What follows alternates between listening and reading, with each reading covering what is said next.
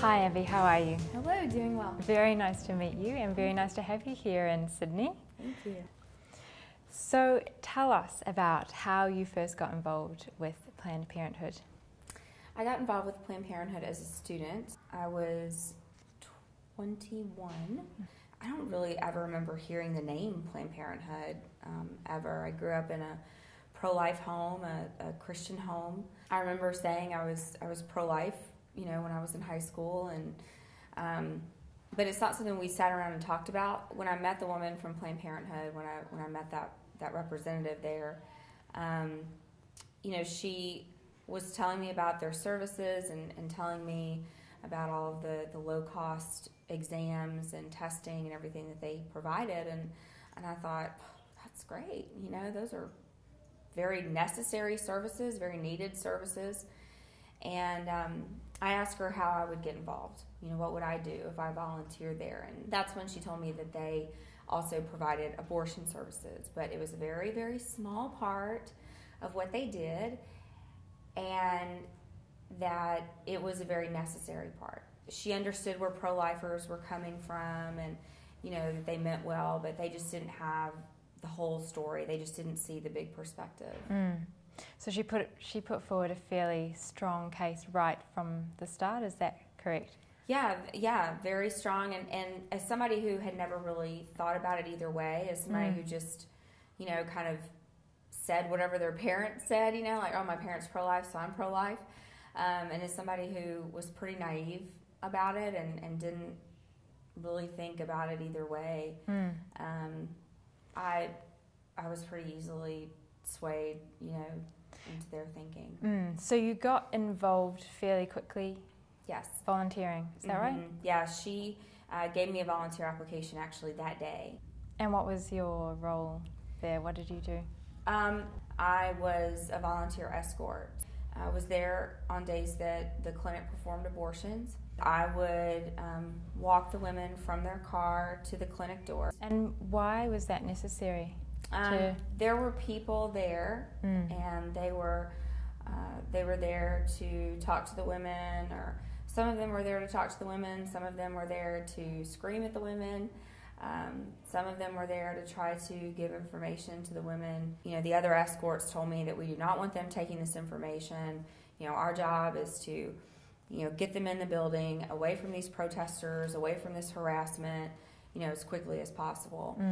The first few times I walked in, I went in not really sure, what my position was on abortion. I just thought, I don't really know if I can say, I'm pro-choice. I don't really know if I can say, I'm okay with abortion, on demand, elective abortion. I didn't really know if I could say that at that point.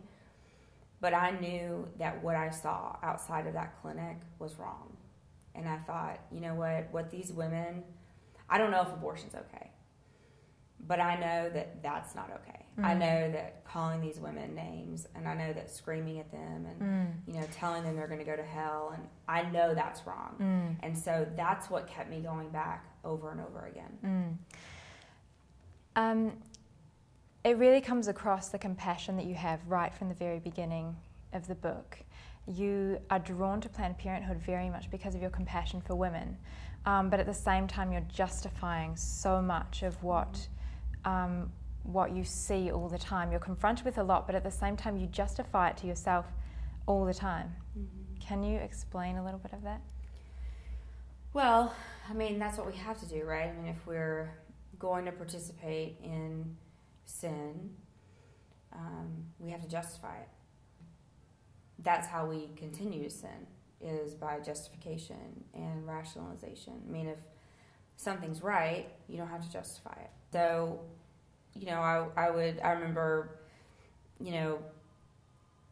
all the time having conversations about late-term abortions, and I never liked late-term abortions, but would really try to justify it in my head, and some of the people I worked with, they were perfectly fine with late-term abortions, and they would just say, well, it's better to go ahead and abort at, 30 weeks than to deliver and have a child, just put in a garbage can, and they just, We're totally fine with them.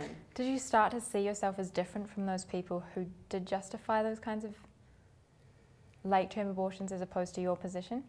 I think I tried to figure out how I could make my mind be okay with it. I was supposed to think like they did, you know. I just remember thinking, you know, I wish I could have that perspective. I didn't want it to bother me.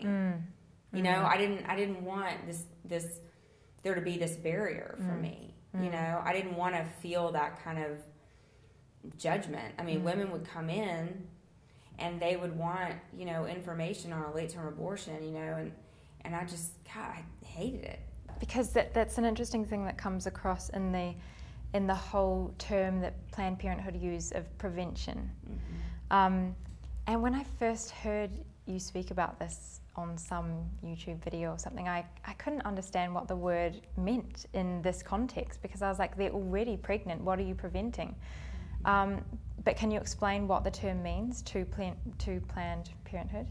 You know, what they always say is the only way to prevent abortion or to reduce the number of abortions is to reduce the number of unintended pregnancies.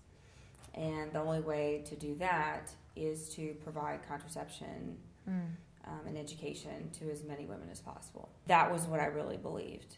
You know, if we can get contraception out to these girls at an early age, if, you know, before they even start having sex, if we can get it out there, if we can get it in their hands, if we can, you know, just start providing contraception to the masses, you know, I really thought that abortion would decrease. And, you know, but then I, you know, I would see these girls, they would come in, you know, over and over and over again, you know, and we're providing them with birth control. You know, we're giving them birth control. So you'd be seeing the same girls come for abortions so already, I guess you were thinking about that. You were noticing that the contraceptives that you were providing weren't doing their job. It's not even that the contraceptives fail necessarily. It's that the idea fails.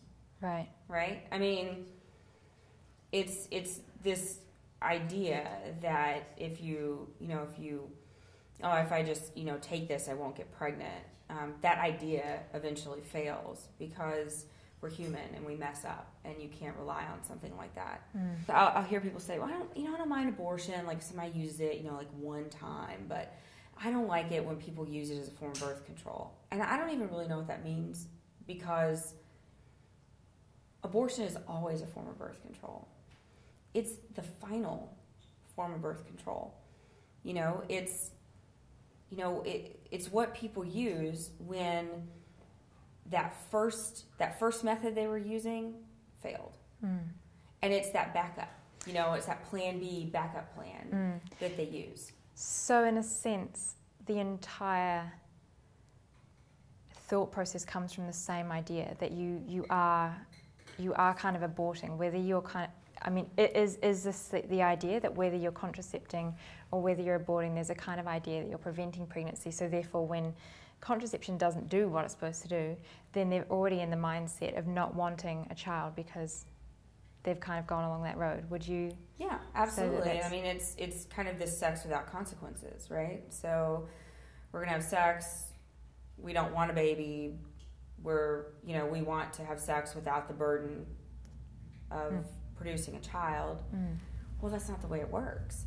That's the kind of contraceptive mentality, I think, that has led to an increase of abortions. And Planned Parenthood knows that. They know it. 54% of women who have abortions are using a form of contraception at the time they get pregnant. Look at the women that are sitting in those chairs. And more than half of them are on a type of birth control. And they're pregnant. And they're sitting there waiting to have an abortion. So you started to become aware of the lies that Planned Parenthood were telling. Can you tell us what some of these were? What revelations were there for you?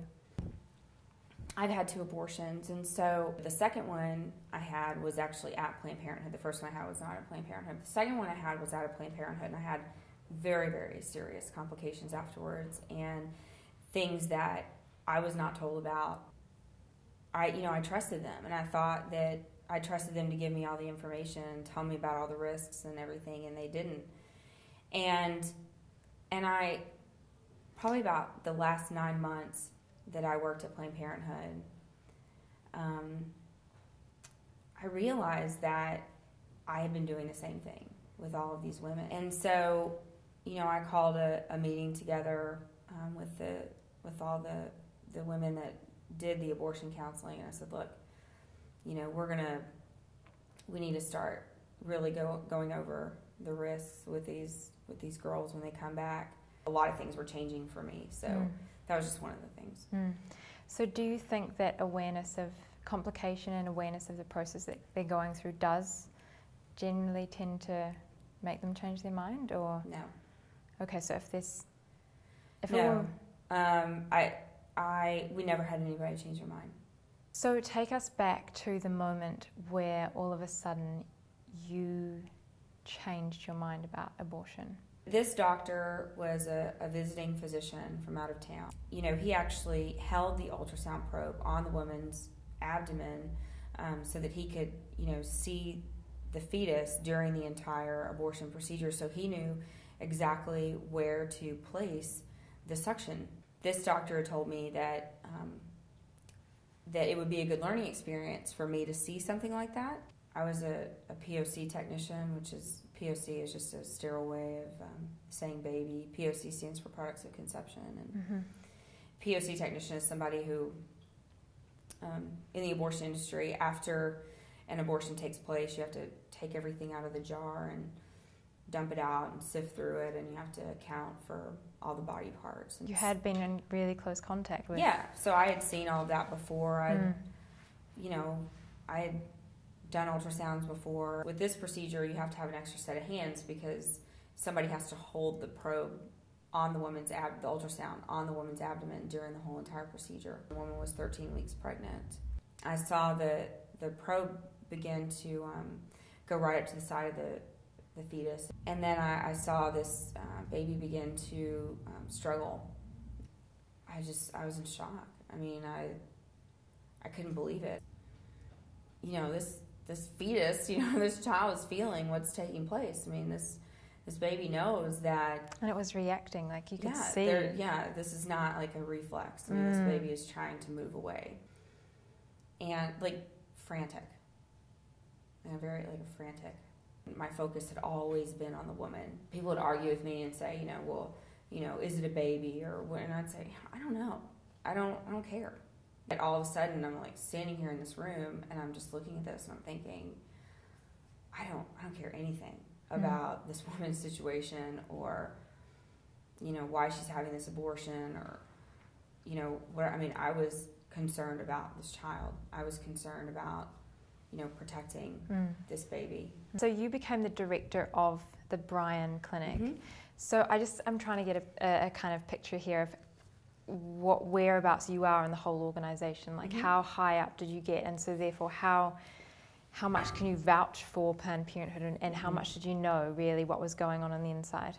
Our affiliate was the 4th largest affiliate in the U.S. I sat on a committee called CAPS, which is the Consortium of Abortion Providers. It is a super secret group, well, it used to be until I'm now talking about it everywhere. A national group of high-level abortion directors. Our sole intention was to turn non-abortion providing Planned Parenthood clinics into abortion providing. I was very privy to a lot of information. That is why the court case came. That's why I was taken to court. So they obviously don't want a lot of information revealed. Right. So, and who won the court case, or what was the outcome of that? The court case was dismissed. You can't sue somebody for becoming pro-life. I didn't intend for any of this to go public. they're the ones that sent out the national press release and got all of this really public for me. You know, I didn't intend to spill any information out.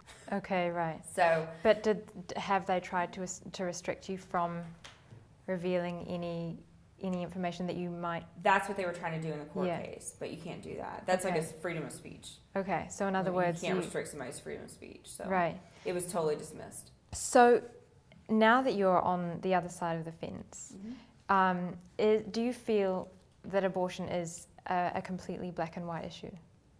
I do, yeah. It's very black and white for me now. When I first left, it wasn't. You know, when I first left, it took a few weeks for me to really sort out, you know, kind of where I stood on everything. And so what would you say, how would you respond to someone who did question and, you know, who was confused themselves about the grey issues about abortion? You know, we did have women come in who had been raped and had conceived from that sexual assault. And I tell people, you know, I do consider myself to be a feminist. I wear that label proudly. And, you know, if I'm going to say that I'm pro-woman, then I have to look at how things affect women. And I've looked at studies that have shown how women cope with pregnancy from sexual assault. And I look at how they cope if they've had an abortion and how they cope if they decide to parent or place for adoption. Studies show that women do far better if women who conceive from rape actually parent or place their child for adoption. And this is why. Because if a woman is sexually assaulted, that's just about the worst thing that can happen to a woman. She's violated and abused, and it's a terrible thing to happen to a woman. And so it creates this very deep wound. And so then if she conceives from it, she may think, or she may feel pressured to abort, and she may think, well, you know, now this is just one more problem and I need to fix it so that I can begin healing from my sexual assault. But what actually happens from the abortion, when she has an abortion, is that she's reviolated and she's re-traumatized. And so it creates yet another wound. So instead of having to heal from just one wound, now she's having to heal from two. And what women have found who have conceived from rape and who have placed for adoption or parented those children is that has been that final part of the healing that they needed to recover from that sexual assault, because now they are finding this joy that they didn't ever think they would be able to find from something so terrible.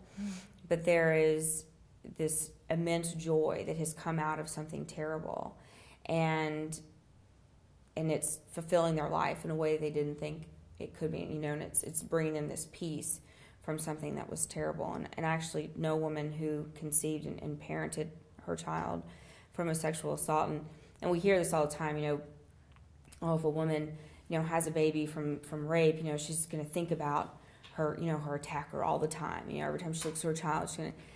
And so I asked her, I said, you know, just honestly, I mean, is that what happens? Is that what it's like? And she said, you know, Abby, she said, I never think about him. She said, every time I look at my son, she said, I did worry about it when I was pregnant. And she said, but every time I look at my son, she said, I see me. She said, I see my strength, and I see my courage, and I see me in him.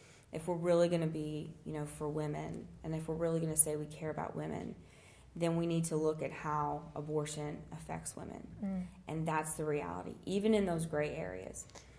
Yeah, so in essence, do you want to criminalize abortion in the States? I am not for criminalizing women who have abortions. I am for criminalizing the physicians who provide abortions. I believe that if I believe that there does need to be very harsh criminal and civil penalties for the physicians who provide abortions. We know from studies that 70% of women are coerced into having abortion procedures. It could be the man involved. It could be parents. It could be anybody. It could be somebody who's abusing her. To criminalize the woman for making that decision would not be a fair decision, since most of the time there's more than one person who has made the decision for a woman to abort. But at the same time, there are definitely women that go ahead regardless. Sure, there are. But you can't make an exception for some and not for all.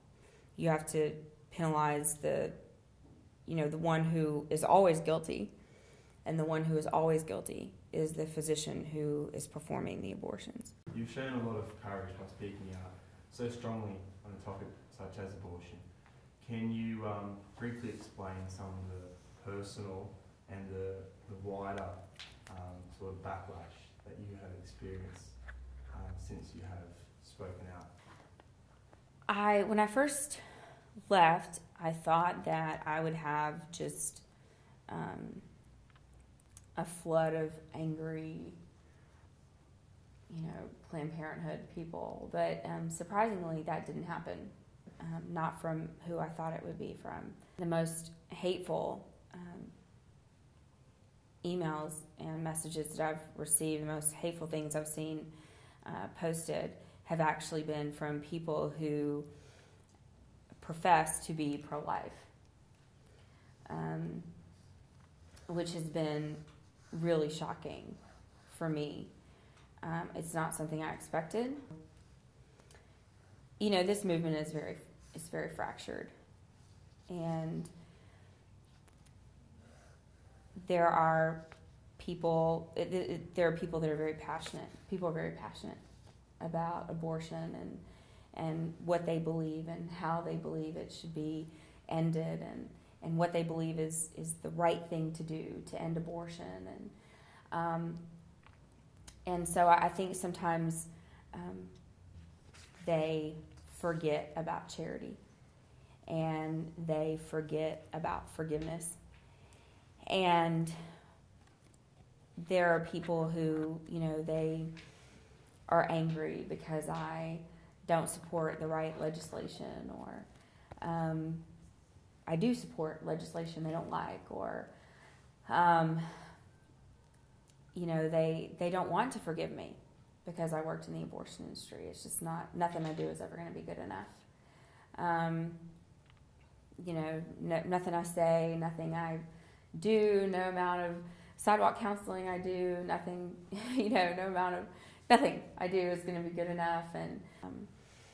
And so I think that that's been the most surprising backlash that I've received. I recently just wrote on my blog about a discussion I'd seen one time. It was a group of women. They were talking about me on this public forum, and they were talking about how they would be terrified if I was ever around their children, because they would be so scared that I would, harm one of their children because of, because I've worked in an abortion clinic before. And, and these were pro-life, Christian women. This wasn't easy for me to do. And there still is a lot of healing that has to take place within me.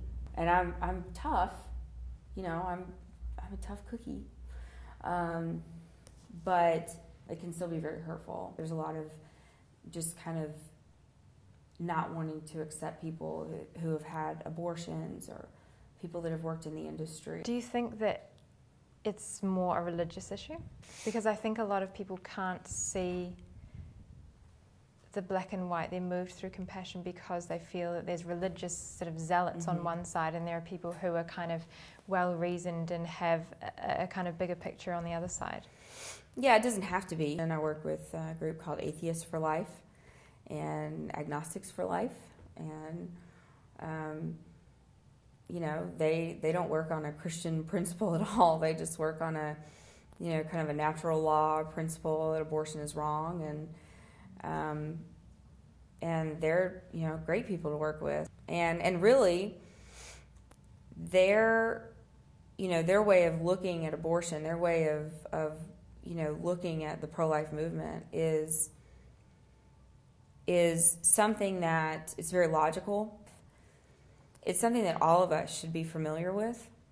You know, you will come across people who are for abortion, who do not, you know, they don't believe in God. And, you know, you need to be comfortable to talk with them and have a conversation with them, and to be able to defend your belief and not talk about God. You know, I can talk about being pro-life, you know, for 12 hours and never bring up God.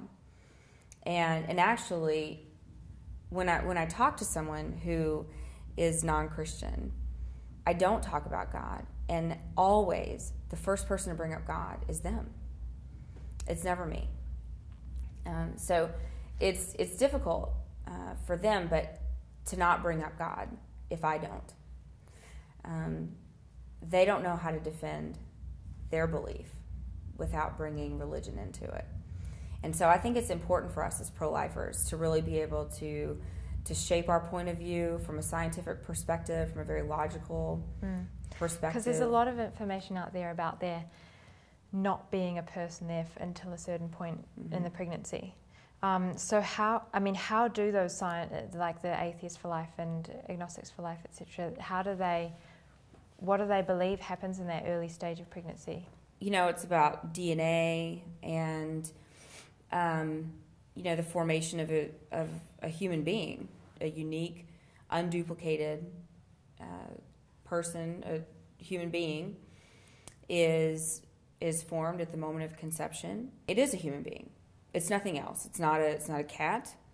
It's not a dog. It's, you know, our life is a continuum from conception to natural death, and any break in that continuum is a stop. That's a break in that continuum, and that would be, you know, any break in that would be death. There's a really good book out called The Unaborted Socrates by Peter Kreeft, and he's actually a Catholic theologian, but he put this little tiny book out, and it was one of the first books I read after I left Planned Parenthood, and I thought, I wish I would have read this when I was inside of Planned Parenthood, because it's a very logical argument against abortion, and he never uses God.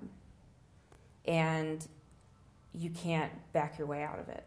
It's just a very cut and dry, this is why abortion doesn't make sense, you know, and there's no arguing your way out of it. I have a few friends who, at my age, have already had an abortion, but I always bump up against the argument that, you know, it's my body, it's not your business. What do you say to that argument?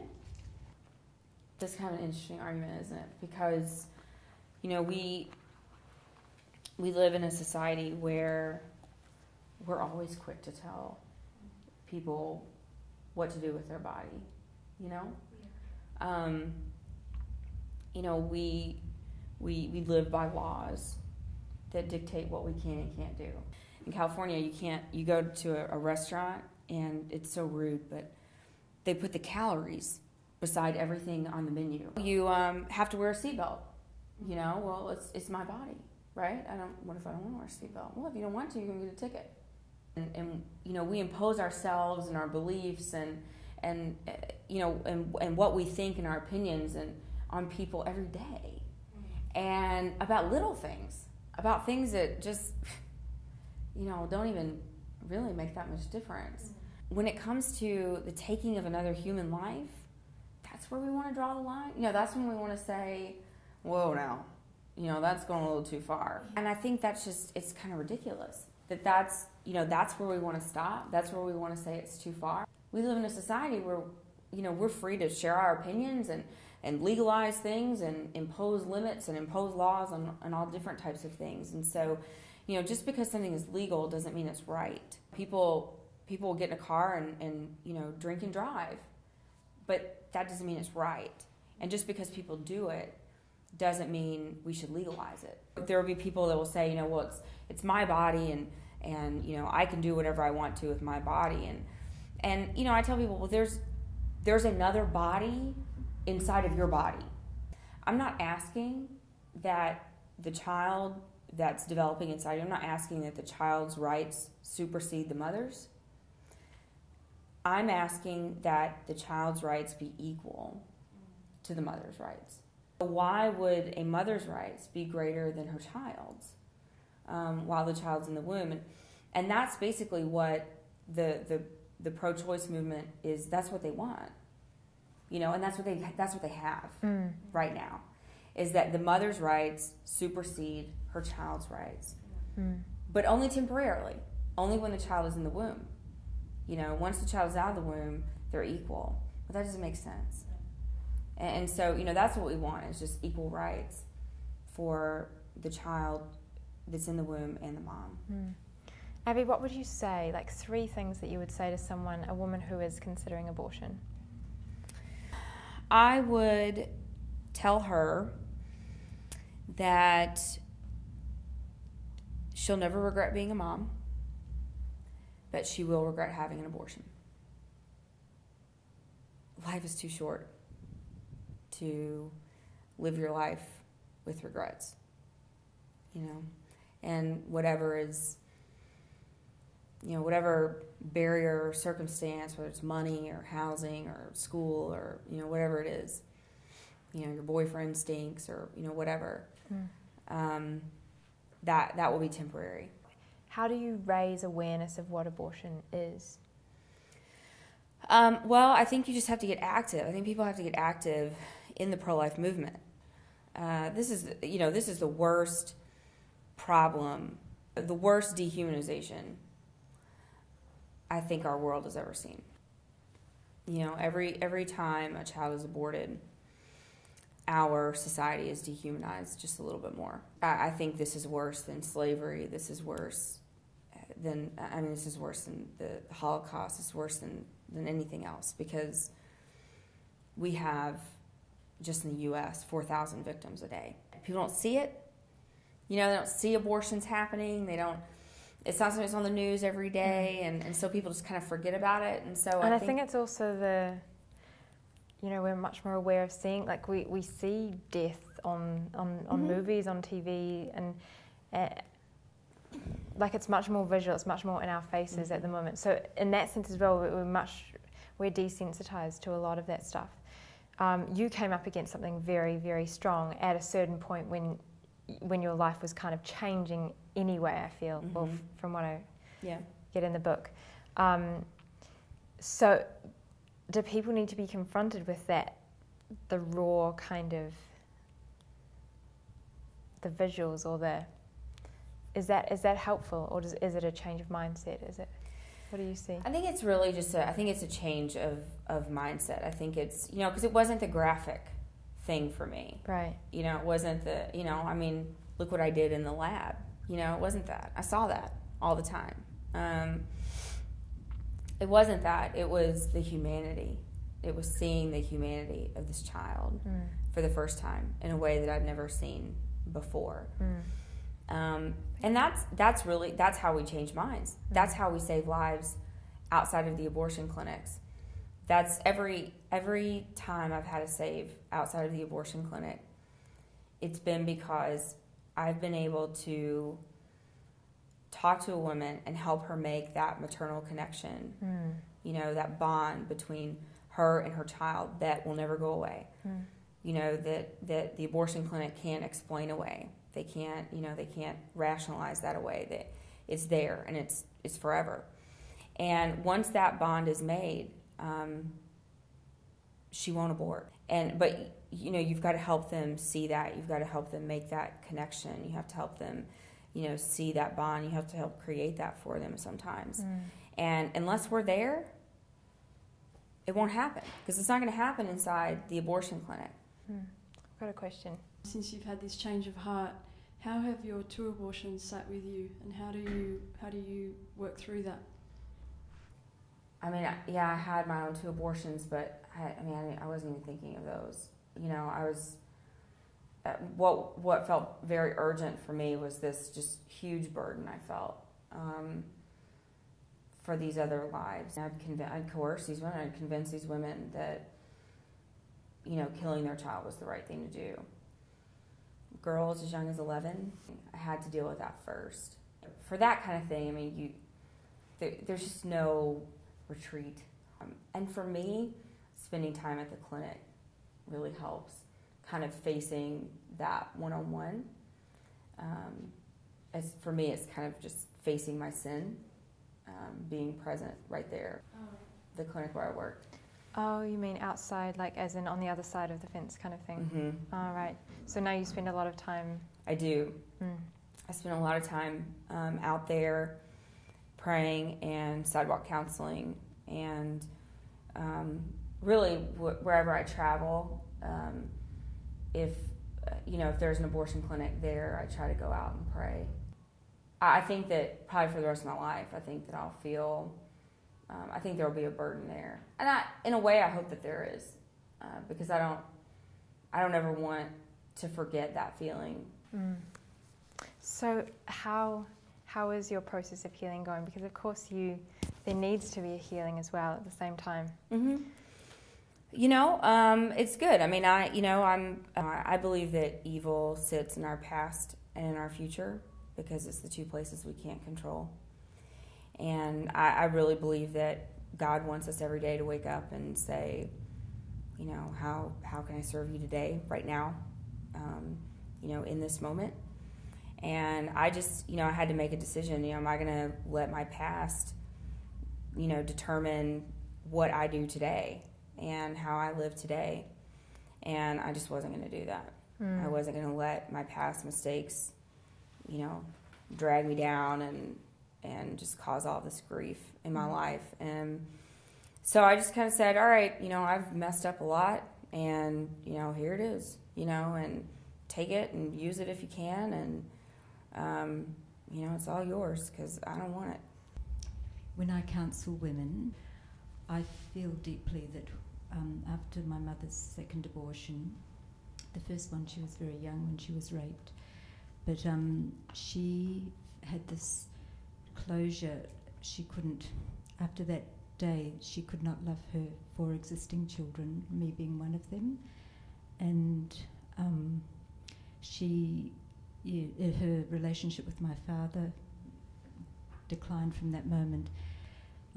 I feel that our family, the physical and emotional bonds in our family were torn apart from that second abortion, and I'm just wondering if there's any more I can say to women considering abortion and the effect on society, because sometimes I feel I'm failing because I don't feel I'm in such an emotional state. It's very hard for them to listen to these stories, but I feel if I talk about my personal experience, it might help.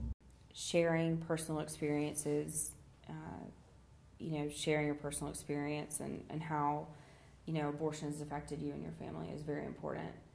When I counsel women who are contemplating abortion, I always share my experience with abortion, always. Because these women are looking for real life experience. They want to know, how is this going to affect me? If I do this, am I going to be normal? I hear it's normal to have an abortion. Is it really normal? I think it's important to share how, your mother really was distant, with her children, and how it really affected her emotionally. And I think it's important because abortion is not normal. It's the most unnatural thing a mother can do. I think that it affects women, a lot of women, in a way that they never would have expected. And, that's why we see, women who commit suicide after having abortions, and, healthy women, they have an abortion and people are just thinking, gosh, what happened? We had no idea, we didn't know what was going on. And then it comes out that, it all started after their abortion, and because it is not a normal thing for a woman to go through. And so I think sharing that type of emotional experience and how it affected your family is, I think, is extremely important. And how about a message for the guys? I counseled men and women when they would come in for their abortion appointment. I would always ask, "What are you thinking? You have any questions, or are you okay with this?" And the guys would always say, "Oh yeah, well, it's her decision," or she's made up her mind, or they would say something like that. Always. They never had an opinion. They never used their voice or anything. And I look back now and I just think, God, she was waiting on them. She was waiting on her man to say something, to show up, to be a man, to stand up and say, "You know what, we can do this." And if he would have done that, if those guys would have done that, if they would have stood up and have, if they would have been a leader, she would have walked out of there. But I think what's happened is that this movement, this radical movement, this radical women's movement has, silenced men into believing that they don't have a voice in this. It's our body, it's our rights, and because it's just as much their child as absolutely as it is hers. So therefore, even that's not equality, really, No. is it? Because it's not equality for him having a voice, right. for the child, and for. And I tell people, I tell these guys, this, real men and men that care about their families, and men that really respect women, they stand up for their family. They stand up for their children. They would not be walking the woman that they cared about into a place like that. Abby, you have obviously been flung headfirst into the pro-life side of things now, and you're obviously doing some amazing work. What do you want to leave us with, a final message of hope and something that we can take away in order to do our bit for our community, the people that we see on a day-to-day basis, and of course the women that we might come into contact with? Abortion affects all of us. It affects every single person that is watching this, every person you meet. It affects everybody. 1 in 3 women have abortions. And, it's abortion money, abortions are being paid for with your tax dollars. Women are having abortions that they may not tell you, but women that women you care about, people in your family, women you go to church with, they're having abortions. And, if you want better for them, if you believe there's a better choice for them, then, we need to speak up.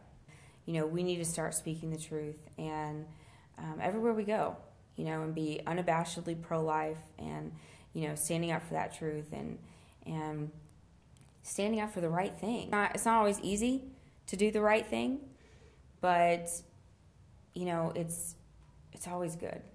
And so I think it's important, and I think there's a place for every single person in the pro-life movement. There's a child that is waiting to be saved every day, and just waiting for somebody to speak up and save that child's life, and it could be you. When I go out to the clinics, and when I, am there to sidewalk counsel and things like that, my primary goal is to get women away from the clinic and save their baby. That's my primary focus. Thank you, Abby, so much. It's been so lovely to talk to you. Thank you. It's been really wonderful to have you here. Shall we all just give her a bit of a round of applause? Thank you.